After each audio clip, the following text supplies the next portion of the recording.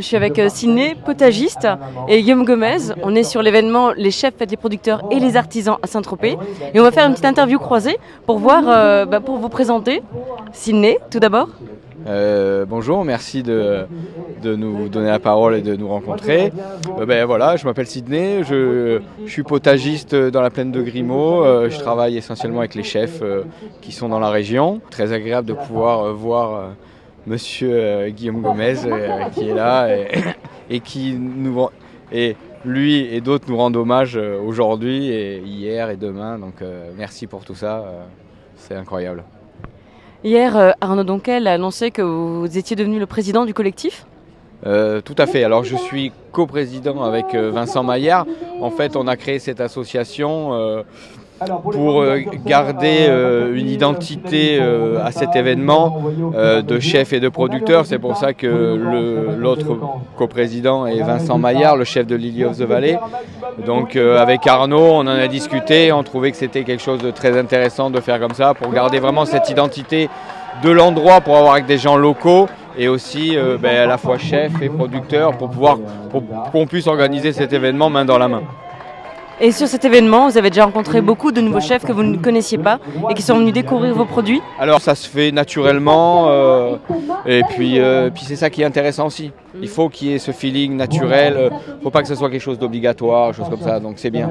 Moi j'aime quand ça se passe comme ça. Pourquoi, Guillaume Gomez, c'est important cet événement et pourquoi c'est important de soutenir les producteurs et les artisans?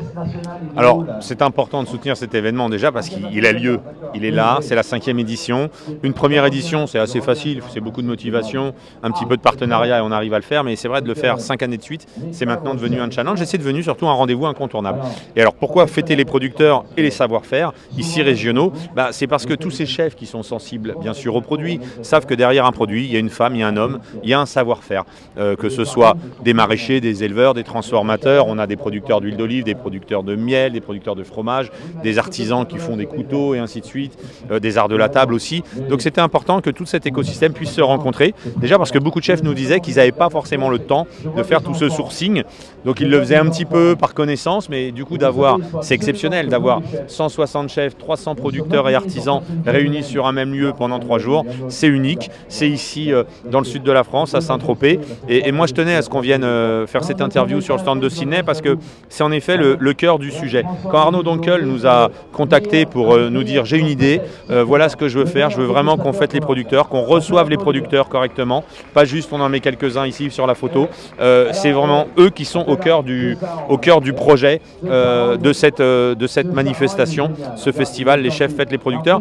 Et Sidney, voilà, Arnaud nous l'a dit, c'est Sidney qui reprend le flambeau avec Vincent qui est le chef donc, de Lily of the Valley, mais c'était vraiment la volonté d'Arnaud Donquel, déjà avec bien sûr l'humilité qu'on lui connaît et sa motivation de dire on va vraiment faire quelque chose qui doit perdurer, donc il faut passer la main, il faut maintenant s'effacer devant la cause, et c'est un peu le but aussi de ces 160 chefs qui viennent, c'est vraiment, même s'il y a des égos, même s'il y a des chefs très connus, voilà, ils sont fédérés, ils s'effacent devant cette cause, et je trouvais ça bien qu'on donne vraiment la parole à chaque fois qu'on interviewe un chef, qu'on interviewe un producteur, pour avoir le ressenti, puisque c'est l'ADN même de cette manifestation. C'est pas les chefs sans les producteurs, ce sont les chefs avec les producteurs, et au-delà de ça, ce sont les chefs qui fêtent les producteurs.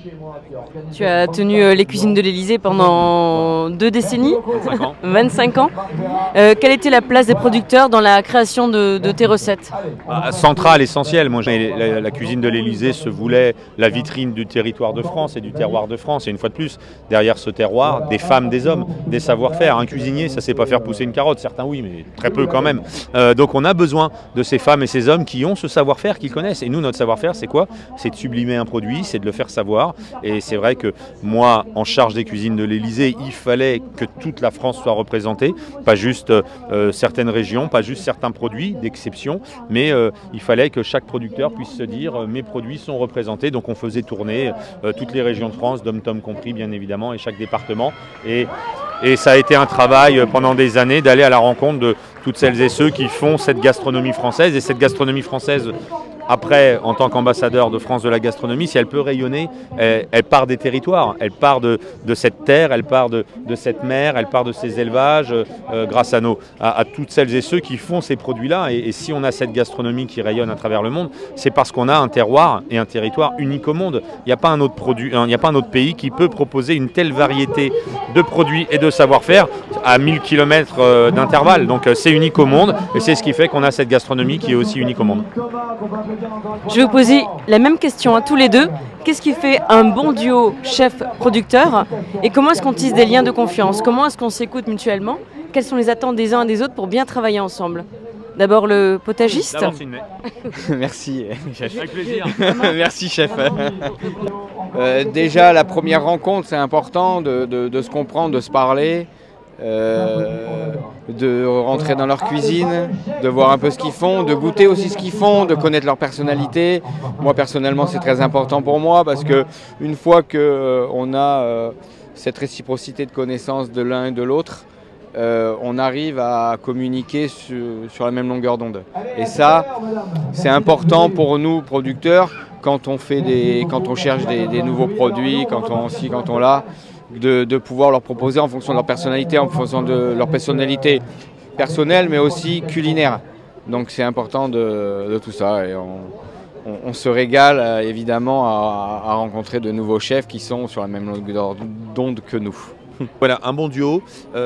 Tu l'as dit tout à l'heure, je pense que c'est avant tout l'écoute. C'est-à-dire que pendant des années, les chefs faisaient leurs cartes, faisaient ce qu'ils avaient envie de faire, sans forcément être à l'écoute de celles et ceux qui font, des producteurs, mais surtout de la nature et de ce rapport au vivant. Et je trouve que c'est ce qui a changé ces 20 dernières années, c'est qu'il y a vraiment une écoute, une humilité qui fait qu'on n'hésite plus à mettre en avant un producteur, un éleveur, une méthode, un label. Ce qui n'était pas le cas il y a quelques années. Vous prenez les cartes il y a 30 ans, 50 ans, 100 ans, les chefs faisaient ce qu'ils voulaient sans forcément savoir si c'était la saison des asperges ou si ça avait commencé. Ils voyaient sur une carte d'un collègue tel produit, ils se disaient hop, il me le faut, alors qu'à 50 km d'intervalle, 100 km d'intervalle, la saison n'est pas du tout la même. Donc je pense qu'aujourd'hui, les chefs sont à l'écoute et des temps forts comme ce festival servent aussi à ça, de faire comprendre à celles et ceux qui n'ont pas forcément tout le savoir-faire, de comprendre un produit, de comprendre pourquoi, oui, une feuille ça peut être comme ci, un légume ça peut être comme ça, et qu'il faut attendre encore parfois juste quelques jours, mais que ce n'est pas le chef qui va décider de la saison, de la nature et de la bonne temporalité pour mettre un produit à sa carte. Et ça, c'est ceux qui sont au contact de la nature, qui sont au contact du vivant, jour après jour, heure après heure, qui peuvent nous l'enseigner, nous instruire là-dessus et surtout nous le faire comprendre. Donc je pense que c'est comme ça que le bon duo, et surtout ça permet aux producteurs d'avoir le produit optimum, le fruit bien mûr, le produit qui est prêt, parce que quand il a la pression du chef qui dit non mais moi il me faut 5 kg d'asperges, il va ramasser peut-être les asperges même si elles ne sont pas parfaitement au top, alors que lorsque le producteur dit tiens j'en ai ramassé 3 kg, j'en ai 3 kg, c'est au chef de s'adapter. Et ça je pense que ce dialogue-là il a permis ça,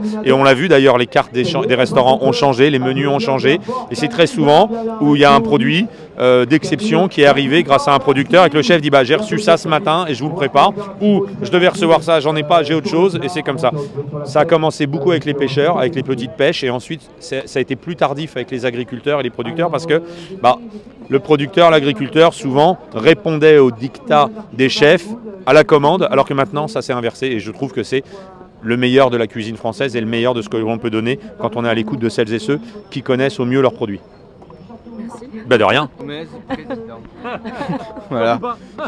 C'est la seule chose que j'ai à dire. Non, président.